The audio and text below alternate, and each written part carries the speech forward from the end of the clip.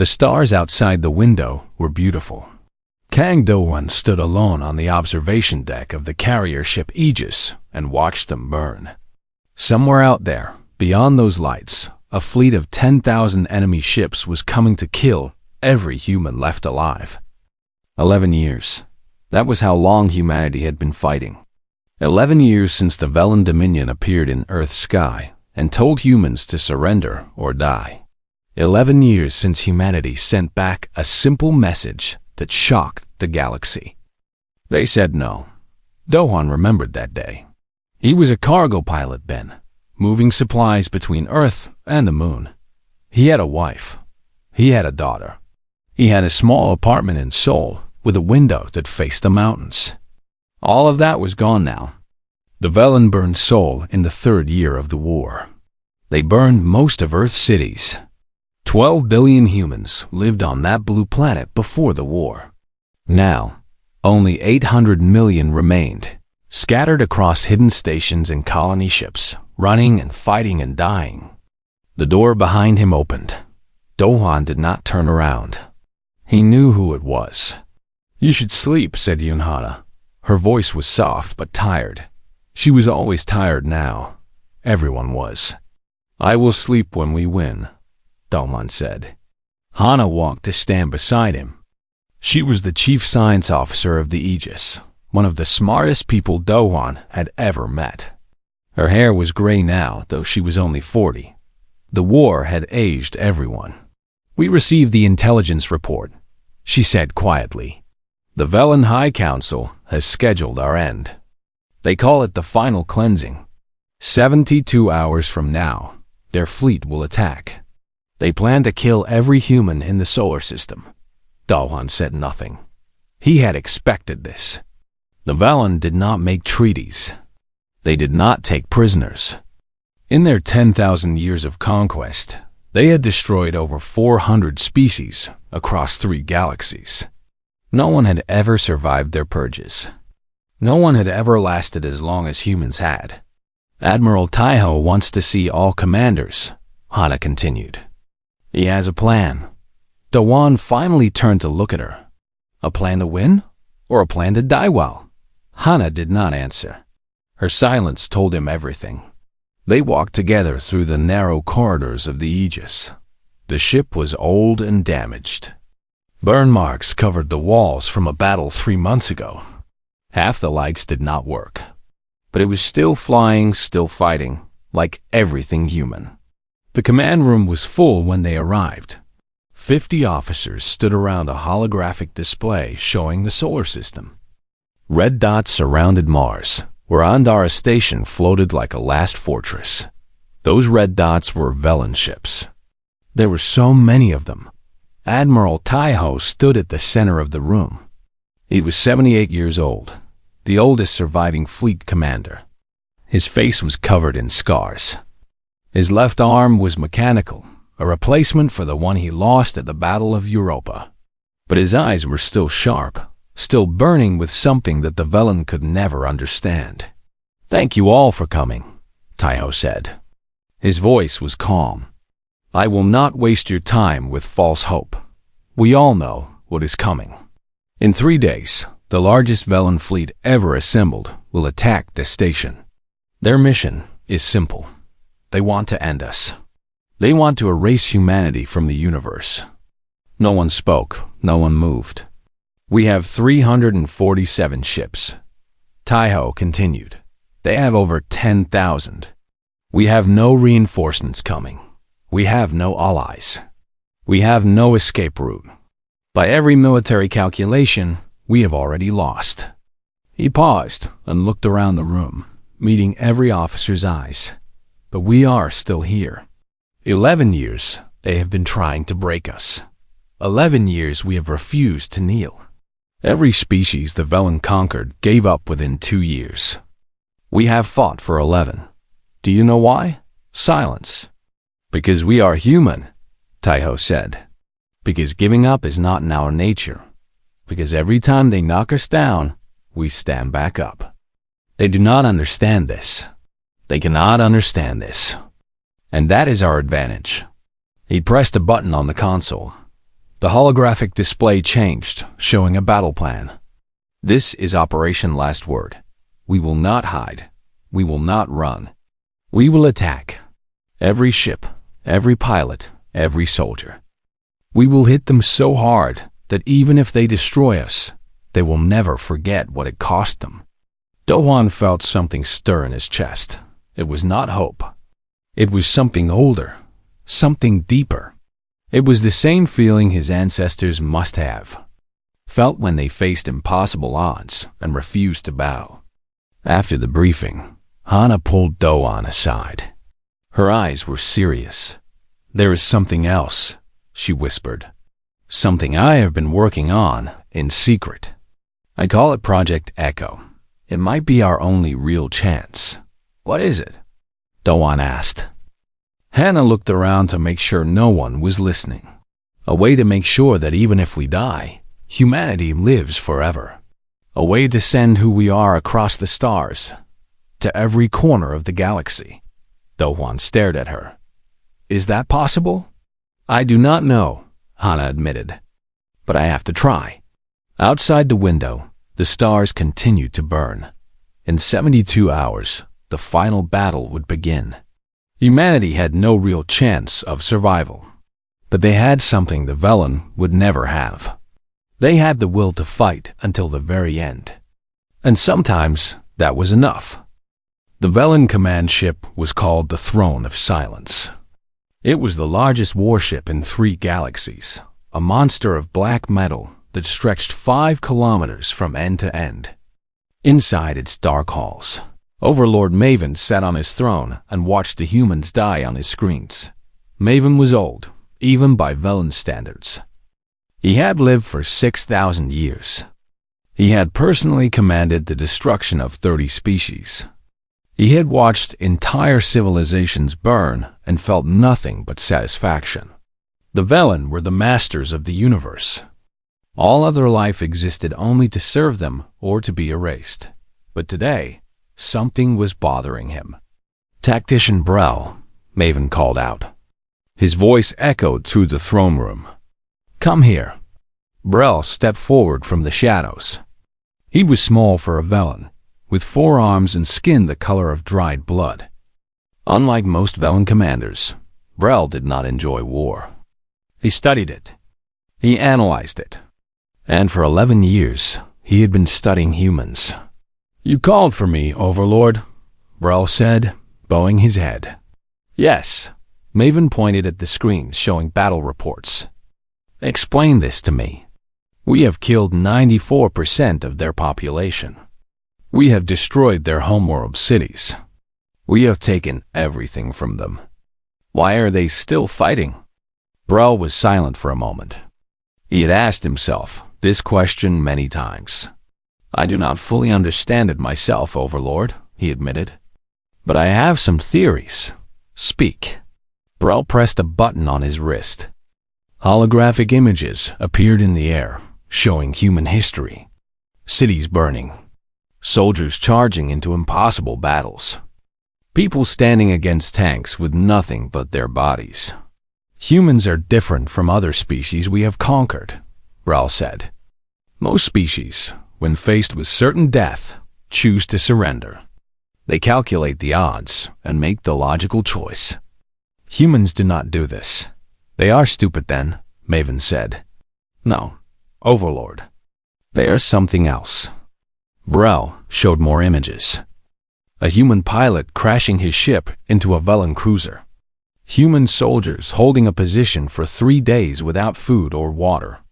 A human scientist destroying her own research station rather than let the Velen capture it. "They have a concept they call sacrifice," Brel continued. "They believe that some things are more important than survival. Honor, freedom, family. They will die for these ideas. They will die smiling." Maven frowned. This made no sense to him. The Velen valued survival above all else. That was how they had lasted for 50,000 years. That was how they had built their empire. The idea of choosing death was alien to him. "I remember their first response to us," Maven said slowly. when we told them to surrender. Yes, Overlord. They sent back 3 words. Come and take it. Maven repeated the phrase. Even now, after 11 years, it made him uncomfortable. No species had ever responded to the Velen that way. Every other civilization had begged for mercy or tried to negotiate. Humans had laughed and prepared for war. Brel hesitated before speaking again. Overlord, I must tell you something. The soldiers are talking. About what? About the humans. They have given them a name.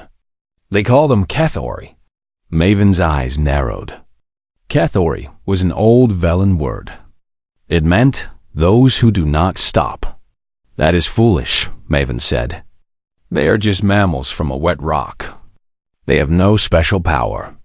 With respect, Overlord, that is not entirely true. Brel showed another report. Yesterday, a human commander named Kang Do-wan led a raid on our supply line. He had 12 ships against our 50. He should have died in minutes. And he destroyed 23 of our ships. He boarded General Vorak's vessel personally and killed the general in hand-to-hand combat. Then he escaped with half his team still alive. Maven was silent. General Vorak had been one of his best commanders.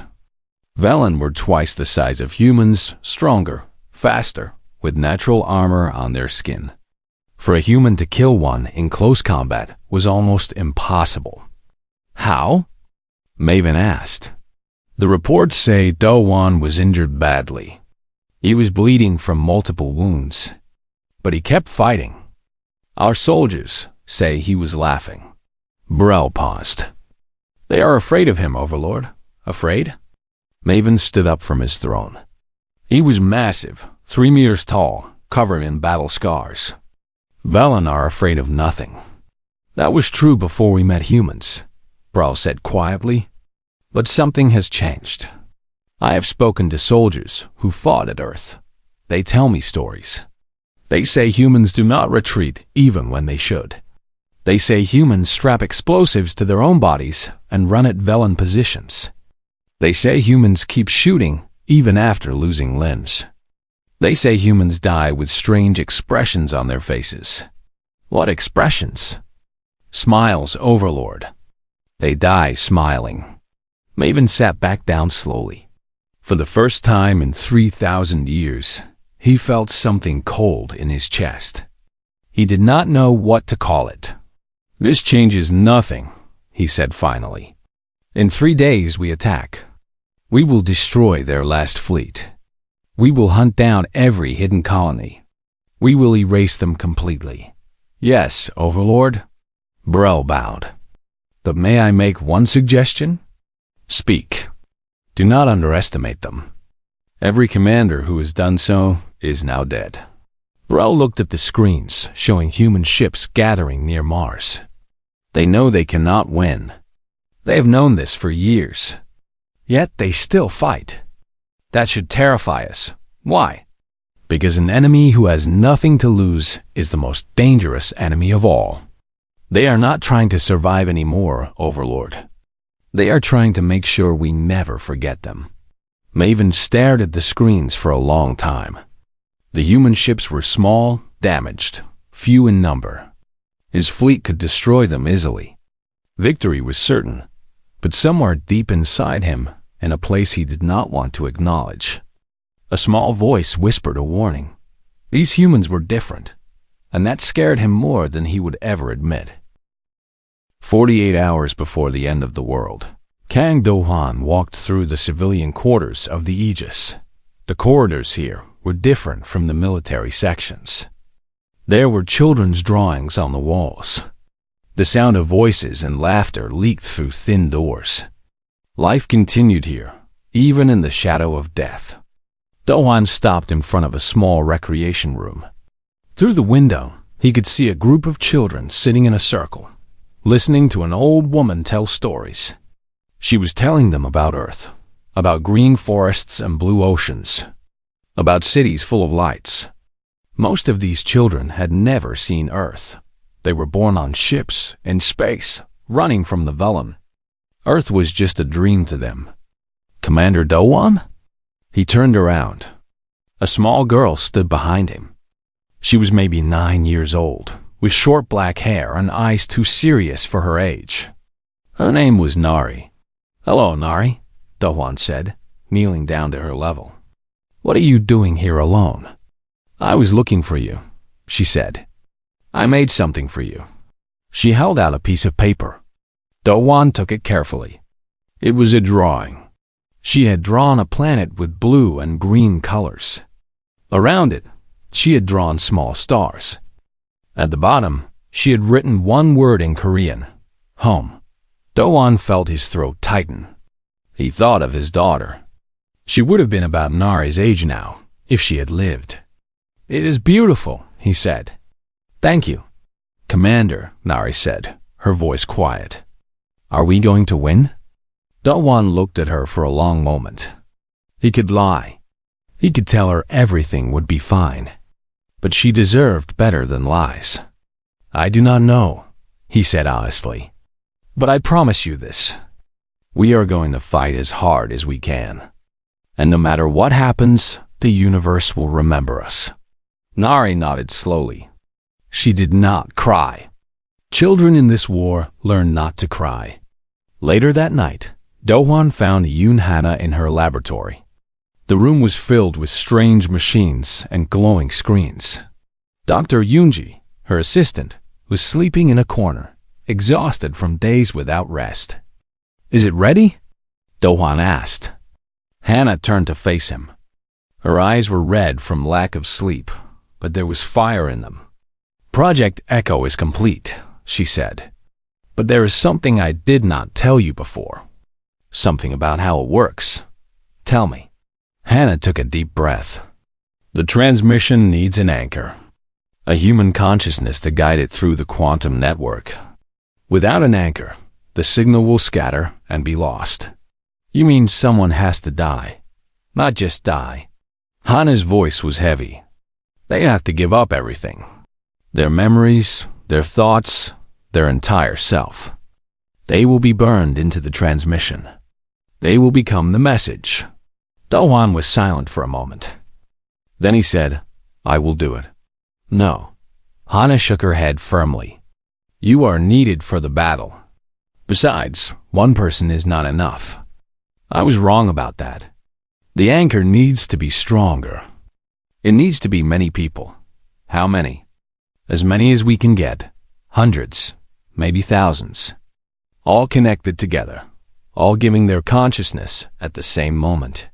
Hana looked at her screens. "I have already sent out the call. Volunteers are coming forward. More than I expected." "Who?" "Everyone, Do-won. Scientists, soldiers, civilians, even some children, though I will not allow that." Her voice cracked slightly. "They all want to be part of it. They all want humanity to live forever, even if they cannot." Do-won thought of Nari's drawing. He thought of all the children on this ship who had never seen Earth. He thought of his wife and daughter, killed years ago. They were already gone. But maybe, through Project Echo, they could live again. The next morning, there was a gathering in the main hangar of the Aegis. Every pilot who could fly was there. Lieutenant Jiho stood in front of his squadron, checking his fighter for the 100th time. He was 22 years old. He had been born during the war and had never known peace. "Hey, Jiho," one of his squad mates called out. "You scared?" Jiho stopped working. He looked at his hands. They were shaking slightly. "Yes," he admitted. "I am terrified." Nobody laughed. They were all scared. "But you know what?" Jiho continued. "I have been thinking about it, about what we are doing. And I realized something. I would rather die flying than live kneeling. I would rather burn out in one bright moment and fade away as a slave." His squad mates nodded. They understood. That evening, Admiral Taiho gave his final speech. His voice was broadcast to every human ship, every station, every hidden colony in the solar system. Millions of survivors listened. This is Admiral Taiho. Tomorrow, we fight our last battle. I will not lie to you. Most of us will not survive. The enemy is too strong, and we are too few. But that does not matter. What matters is that we stand. What matters is that we fight. What matters is that 1,000 years from now, when other species tell stories about the war, they will say that humans never gave up. They will say that we faced the darkness and refused to bow. He paused, and when he spoke again, his voice was softer. For Earth, for everyone who came before, for everyone who might come after, let us show the universe what humanity can do. Across the fleet, lights flickered to life. Engines powered up. Weapons armed. 347 ships, battered and scarred, prepared for their final journey. Do-hwan stood on the bridge of the Aegis. In his pocket was Nari's drawing. In his heart was a fire that the Velen could never understand. Tomorrow, the final war would begin, and humanity would make sure the galaxy never forgot. The battle began at dawn. Not that dawn meant anything in space, but humans had always measured time by their lost sun. Old habits died hard. Kang. Do-hwan watched from the bridge of the Aegis as 347 human ships surged forward. They did not form defensive lines. They did not hold back reserves. They attacked. Straight into the heart of 10,000 Velen warships. Straight into the face of death. All squadrons are away, reported the communications officer. Admiral Taiho's flagship is leading the charge. On the screens, Do-hwan could see the old admiral's ship, the Iron Dawn, cutting through space like a blade. Behind it, every human vessel followed. They were outnumbered 30-1. It did not matter. The first wave of Velen weapons fire tore through space. Human ships exploded into bright flowers of flame. Dozens died in the first 30 seconds. But the rest kept coming. Message from Lieutenant Jiho's squadron, the officer said. They have broken through the first line. They are heading for the Velen carriers. Do-hwan nodded. Jiho was a good pilot. Maybe the best they had left. On the throne of silence, Overlord Maven stood before his tactical display with growing confusion. This made no sense.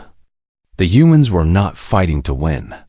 They were not even trying to survive. They were throwing themselves at his fleet like moths into flame. What are they doing? He demanded. Tactician Brel studied the patterns of battle. His voice was quiet when he answered. They are trading, Overlord. 1 human ship for 2 of ours. Sometimes 3. They are making us pay for every inch of space. That is madness. They cannot win this way. No, Brel agreed. They cannot. But they can hurt us. They can hurt us badly. As if to prove his words, a human cruiser suddenly accelerated toward a Velen battleship. It was clearly damaged, trailing smoke and fire. It should have retreated. Instead, it rammed directly into the battleship's reactor core. Both ships exploded in a blinding flash. Maven watched in disbelief. The pilot could have escaped. Why did he not escape? Because escape was not his mission, Brel said. Hurting us was. Across the battlefield, Lieutenant Jiho weaved between enemy fire, his small fighter dancing through explosions and debris. His squadron was down to 4 ships. 12 had started the mission. 8 were already dead. His targeting computer locked onto a massive Velen command ship. The ship that coordinated the entire left flank of the enemy fleet. If he could destroy it, thousands of Velen soldiers would lose their orders. The battle might shift, but his weapons were spent. He had fired everything he had. Jiho did not hesitate. He pushed his engines to maximum and aimed his fighter at the command ship's reactor. Jiho, what are you doing? His wingman screamed over the radio. Finishing the mission, Jiho replied. He was calm now. The fear was gone. Tell them I went down fighting. Tell them I smiled. His fighter struck the reactor at full speed. The explosion was visible across half the battlefield. The Velen command ship broke apart, killing everyone aboard. The left flank fell into chaos. Admiral Taiho saw the explosion from his bridge. He said a quiet prayer for the young pilot. Then he gave his final order. All ships follow me. We are going for their flagship. The Iron Dawn turned toward the Throne of Silence. It was a suicide run. Everyone knew it. Nobody complained. Velen ships moved to intercept, but the human fleet was too fast, too aggressive. They fought with a fury that the Velen had never seen. Ships that should have died kept firing. Pilots who were bleeding out kept flying. Soldiers who had lost limbs kept shooting. The Iron Dawn reached the Velen dreadnought at the center of the formation. It was 3 times the size of Taiho's ship. It had enough firepower to destroy a moon. Taiho did not care. Ram them, he ordered. His crew did not hesitate. The Iron Dawn accelerated into the dreadnought's side, punching deep into the enemy ship before its reactor exploded. The blast tore through both vessels, killing thousands. Taiho's single quotes S-last transmission echoed across all human channels. Tell them we were here. On the Aegis, Dohan watched the Admiral die. There was no time for grief. He turned to Yoon Hannah. Is Project Echo ready? Hannah nodded. Tears were streaming down her face, but her hands were steady on the controls. 8,000 volunteers have connected, she said. Scientists, soldiers, teachers, artists.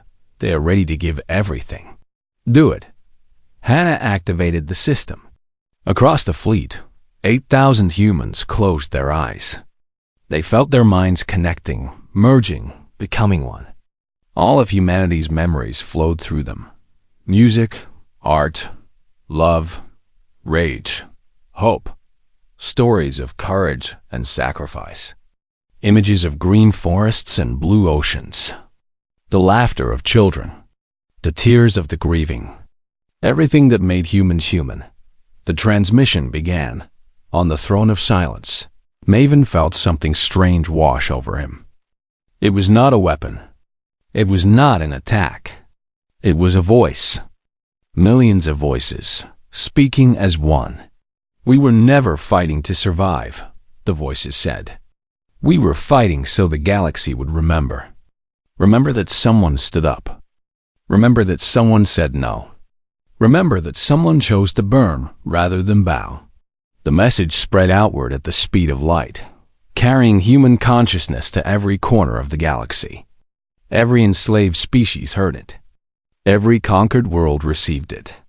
The story of humanity, broadcast forever into the stars. Maven stood frozen. Around him, Velen soldiers were falling to their knees, overwhelmed by the emotional weight of the transmission. They had never felt anything like it. They had never imagined that any species could feel so much. What have they done? Maven whispered. Brel answered, his voice full of something that might have been awe. They have made themselves immortal, Overlord. Even if we kill every last human, we cannot kill this. The galaxy will never forget them now. Outside, the battle continued. Human ships kept fighting, kept dying, kept taking Velen with them. By the end of the day, only 47 human vessels remained. The Velen had lost over 2,000. The war was not over, but something had changed forever. 200 years had passed since the Battle of Andara.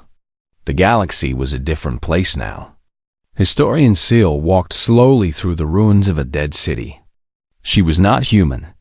She was Ven, a species that had served the Velen Dominion for 3,000 years before finding freedom. Her blue skin glowed softly in the fading light. Her 3 eyes scanned the broken buildings around her with sadness and wonder. This was Earth, the human homeworld. Once, billions of people had lived here. Now, it was silent. A memorial planet. A grave.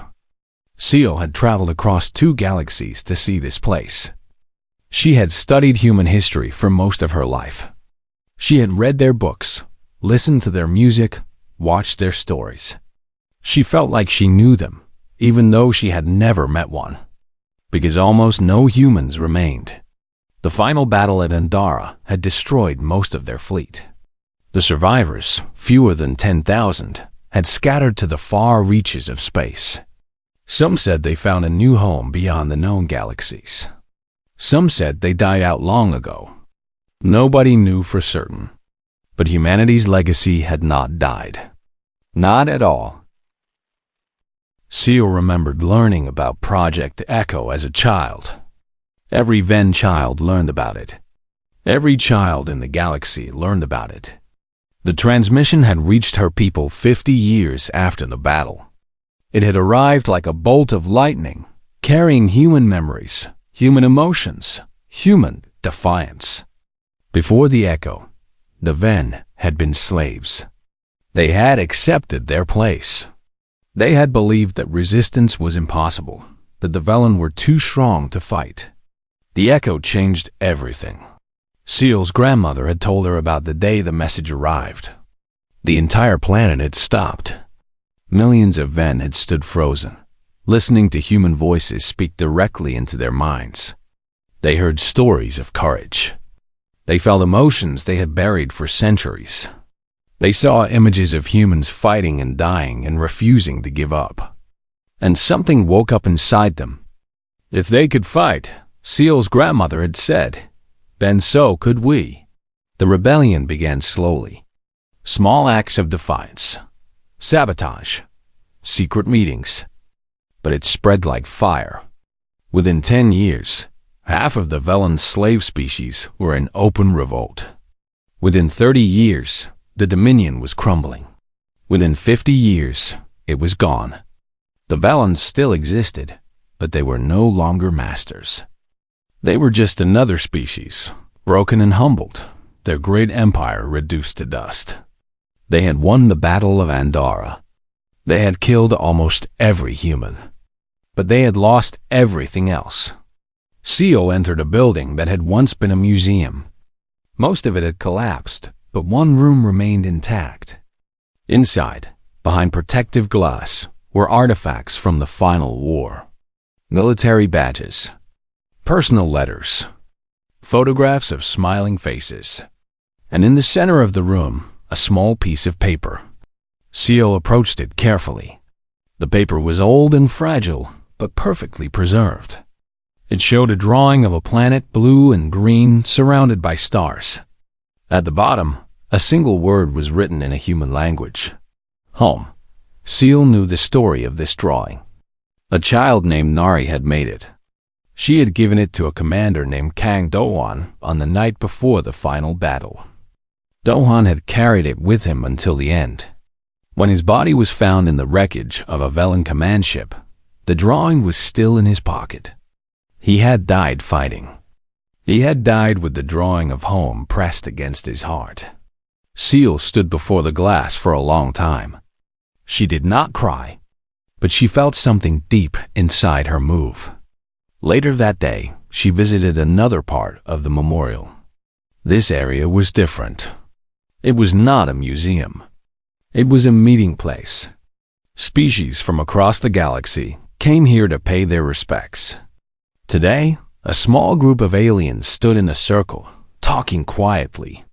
Among them was an old Velen. Seal recognized him from historical records. His name was Vorik. He had been a young soldier during the Final War. He had survived the Battle of Andara. He had watched his empire fall. A young alien child, perhaps 5 years old, approached the old Velen. The child was curious, unafraid. "Excuse me," the child said. "Were you alive during the war? Did you meet the humans?" Vorik looked down at the child. His eyes were tired, filled with 2 centuries of memories.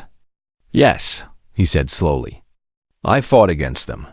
What were they like?" Vorik was silent for a long moment. Seal watched him, wondering what he would say. The other aliens leaned in to listen. They were small, Vorik finally said. Smaller than us, weaker. They lived short lives on a small world. They had no natural weapons, no special powers.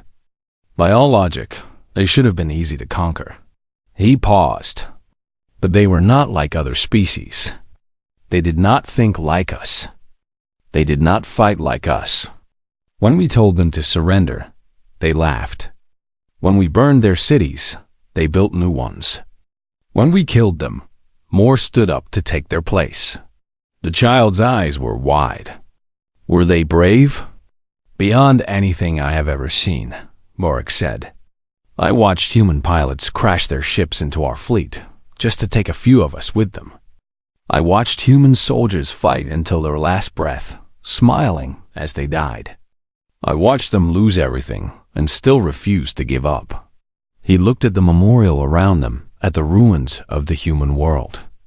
We killed them, he said quietly. We won the war, but we lost something much greater. We lost our empire. We lost our power. We lost our pride. He met the child's eyes. And we lost because of them. Because they showed the galaxy that we could be beaten. That we could be afraid. You were afraid of them? The child asked. Vorik nodded slowly. They were the only species that ever made us afraid. That evening, Seal returned to her ship.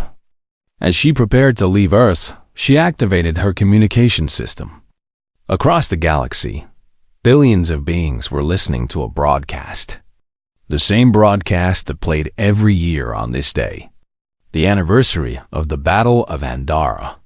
It was the echo, the original transmission. Human voices filled her ship. They sang songs. They told stories. They laughed and cried and loved and raged. And at the end, one voice spoke clearly. A man's voice. Strong and tired and full of fire. We were never fighting to survive. We were fighting so the galaxy would remember that someone stood up. That someone said no. That someone, even if it was just us, chose to burn rather than bow. Seal looked out at the stars. Somewhere out there, the last humans might still exist. A tiny group of survivors, hidden beyond known space. Or perhaps they were gone, lost to time like so many species before them. It did not matter, because humanity had achieved something that no other species ever had. They had lost the war and won the future. They had died and become immortal. Their songs were sung on 1,000 worlds. Their stories were told to children who had never seen a human face. Their spirit lived on in every species that had found the courage to fight for freedom. The final war did not end with a treaty. It ended with humanity. And the galaxy would never forget.